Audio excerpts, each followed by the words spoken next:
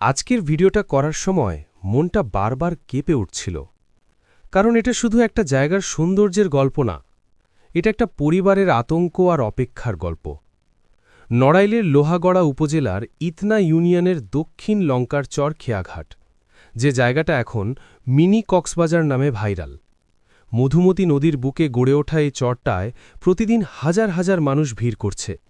একপাশে নড়াইল, অন্য পাশে গোপালগঞ্জের মাটলা।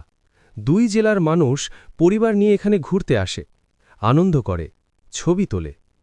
কিন্তু গতকাল ২৬ মার্চ ২০২৬ এই আনন্দের জায়গাটাই হঠাৎ করে হয়ে গেল একটা দুঃস্বপ্নের জায়গা। যশোর থেকে আসা একটি পরিবার অন্য সবার মতোই ঘুরতে গিয়েছিল।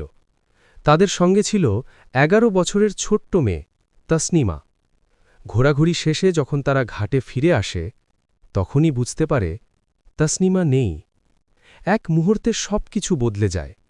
পরিবার, স্থানীয় মানুষ সবাই আবার নৌকা নিয়ে চরের দিকে ছুটে যায়।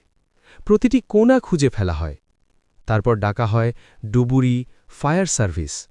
জেলেদের জাল ফেলে নদীর বিভিন্ন অংশে খোঁজ চলে, কিন্তু কোনো সন্ধান মেলে না।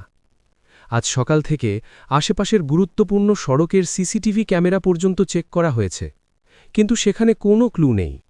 এরপর ট্রলার নিয়ে ডিক্রিচর, পাঁচুরিয়া, কোটাকোর পর্যন্ত নদীর দুই পারে খোঁজা হয়েছে। এমনকি যেসব জায়গায় মানুষ যাওয়া সম্ভব না, সেসব জায়গায় ড্রোন পাঠানো হয়েছে। তবুও তসনিমার কোনো খোঁজ নেই। এর মাঝেই একটা ফোন আসে, ১ লক্ষ টাকা দিলে মেয়েকে ফেরত দেবে।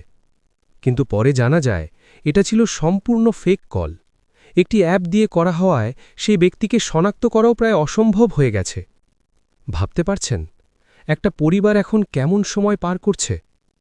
এই ভিডিওটা আমি শুধু একটা জায়গা দেখানোর জন্য বানাচ্ছি না, বরং সবাইকে একটু সচেতন করার জন্যেও। যেখানে যাচ্ছেন, যত সুন্দর জায়গাই হোক, আপনার শিশুদের এক মুহূর্তের জন্যেও চোখের আড়াল করবেন না।